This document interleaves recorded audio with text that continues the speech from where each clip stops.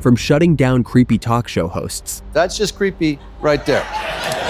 to completely exposing Hollywood's thought police. This is a thought police thing, and I do not like it. These are the times when entitled celebrities got destroyed by Tim Allen. Starting with the time Tim completely shut down Jimmy Kimmel's inappropriate questions. Jimmy Kimmel thought he could make Tim uncomfortable with weird personal questions about massages. What happened next had the audience cringing at Jimmy's creepiness. Yeah, there's Cleto and the Cletos. May I ask a personal question just to get started? Looks like it's gonna go anyway. What do you want? Does your wife ever give you a massage? Tim was stunned for a second before replying. Why is that funny? Oh, you want to go see some other guy get a massage from his wife? That's just creepy right there. Tim completely flips the script and makes Jimmy look like a pervert for wanting to watch other people's intimate moments. But that was just the warm-up. In another interview, Jimmy tried to attack Tim's politics, but things got really ugly. When Jimmy attempted to corner Tim about attending Trump's inauguration, the comedian delivered a brutal reality check. You went to the presidential inauguration, right? I was invited by, we did a VIP thing for the vets and went to the Veterans Ball, and so I went to go see Democrats and Republicans. Yeah, I went to the inauguration. Jimmy, already wounded by the jab, raises his hand in surrender. I'm not attacking you. You're getting this down. I'm not kidding. But Tim isn't backing down and even destroys the entire industry. You need to watch yourself. You got to be real careful around here. You know, you get beat up. If you don't believe what everybody believes, this is like 30s Germany. I don't know what happened. If you're not part of the group, you know what we believe is right. I go, well, I might have a problem with it. But Tim made it clear that being politically neutral in Hollywood is basically a crime. Then comes one of Tim's most controversial stories. He recalls accidentally bringing his young daughter to a parade, thinking it was a standard holiday event. I like parades. I used to like parades, which is a funny off story. I took my little one. I'm not ignorant, but sometimes I play it. We went to see the Santa Monica parade down in on Santa Monica Boulevard. Okay. The gay parade. Oh, okay. I thought when it's gay, I thought when there would be floats and stuff. You don't want to take a 5-year-old to that parade. You don't want to. The crowd laughs, but Kimmel looks visibly uncomfortable. Tim keeps going. I'm standing on it, I say, look at the music, and look, it's a fire truck with naked men on it. It's not, there's no Bullwinkle. There's no, gay pride parades have a different tone than Disney on Ice parade. And But his brutal moments come when he exposes society's stupidity. Tim called out people for being hypocrites about privacy and surveillance, showing how easily manipulated the average person is. God, I get paranoid just from being around this cat. Oh. But one day I was thinking, if a government drove by down the street with like a gray sedan with a camera on it, you'd be rioting, going to Washington. But if it's white with emojis and Google on it, yay, you're waving at it. They're taking pictures of your house.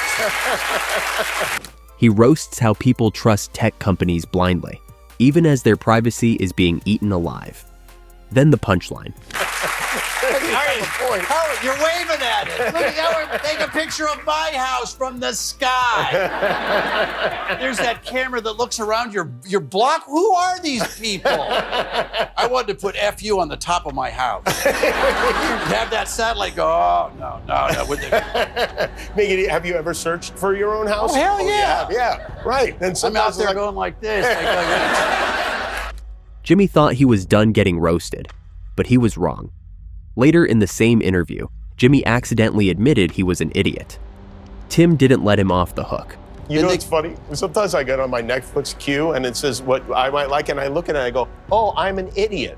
Because it suggests like dumb stuff. Yeah, all the dumb stuff. I'm like, right. Oh, they're right. I am an idiot.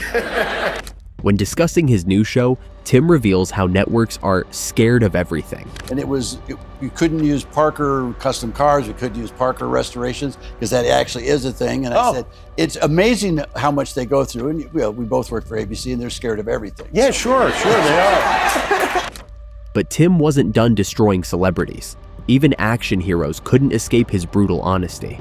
Tim Allen talked about Toy Story 4. Exciting movie because Hanks and I were close buddies because of this. Real sad at the end. If you haven't seen it, it's that Into Infinity and Beyond. But great movie. Great movie. It was so great to have a reboot it, and it got better and better. But then he took a jab. But too much of Keanu Reeves. I got to be honest. I disagree. But that Kaboom character was pretty funny, right? The comedian didn't stop there and mentioned how he didn't like the character. Funny, And yes. I didn't like that. Because Because he was cooler than Buzz at a point. And then the writers go, yeah, but he's only this big. I go, oh, the toy is this big. So we go see a premiere. Later, Tim and Keanu also went to the Toy Story 4 premiere together, where he shared his thoughts on Keanu's new movie. Saw that premiere because they wanted us to see it. I hadn't seen it. I see, okay. So he shows up and I just finished Wick 3. Watching it. Oh, yeah. Right. 700 murders in a minute. I've never seen more murders. He calls it's a ballet of violence. What does that mean? Tim decided to mock the actor's creepy style at a kid's movie premiere. But he's sitting next to me and he's dressed, he looks just like Wick. I mean, he's got this beard and this hair and the same freaking clothes like this guy. So he's right here, a little creepy. And he's doing a toy movie, right? The comedian couldn't help himself and gave Keanu his idea for how he'd beat John Wick in a movie.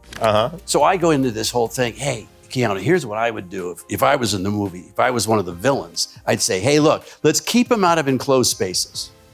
Like Wick, you don't want to get him in a factory or God knows a bar, because that's where he shot like 7,000 people in a minute. What I would do is I'd wait till you come out of your house because you have a little dog you walk. And I'd be across the street with a big rifle and I'd just pick you off coming out of the house. Keanu's response showed he's completely lost in his own fantasy. He didn't even blink. He goes, Wick would know you were there.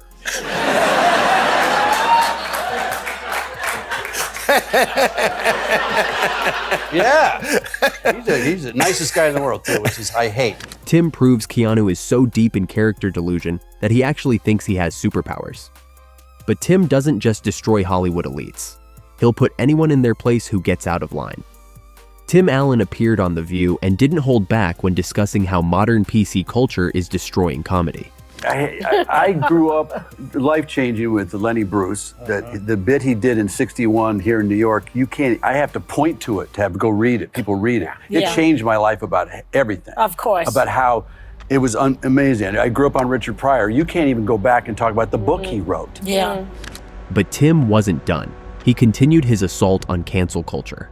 You know, and then what I got to do sometimes is explain, which I hate in big arenas, that this is a thought police thing and I do not like it. But when I use these words, this is my intent behind those words. Yeah. Wow. So as long as you understand my intent, I still get people, well, just don't say it. And I said, I'm not going to do that. Yeah, but they take it out of context. The View hosts tried to push back, but Tim had more ammunition ready. But they take it out of context and put it on Twitter or put it on Facebook. I'm surprised they haven't. I'm surprised they haven't, because I do use some provocative words, but I tell them it's words I really got from my parents. Yeah. You know, they said this stuff, and we talked about it. I can't even say it here. I can't even point to it. Yeah. It is an alarming thing for comedians, but my act has really been about family and kids and growing up anyway. He even points out how classic comedy is now being censored by the same industry that once celebrated it. So when I do the political stuff, it's a little bit more, and I don't really do political stuff. It's more of a perspective. Yeah. Right. But I said words do matter, but I said Lenny said they didn't, and it was 61. Yeah. Wow. You know, even if you go watch the movie Blazing Saddles. Oh my God, forget You it. can't even watch that without looking around in your own room. You're gonna get arrested. Yeah, that's true.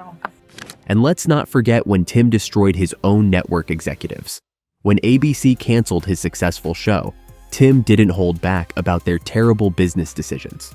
We had 6 stories in the can. ABC said we're going to go a different direction. I said, what, non-profitable? How's that work? What direction is that? Yeah, what direction's that? We're not making that right, the anymore. crapper. That's a good idea. Tim calls network executives idiots for canceling profitable shows. He also shares his experience when a heckler tries to ruin Tim's performance. Did a show in Atlantic City, which is like Vegas in a weird way. I worked the Mirage in Vegas, but Atlantic City, and I wasn't even to the mic. I literally come out, 2,100 people in the big showroom, and I didn't even get the mic yet.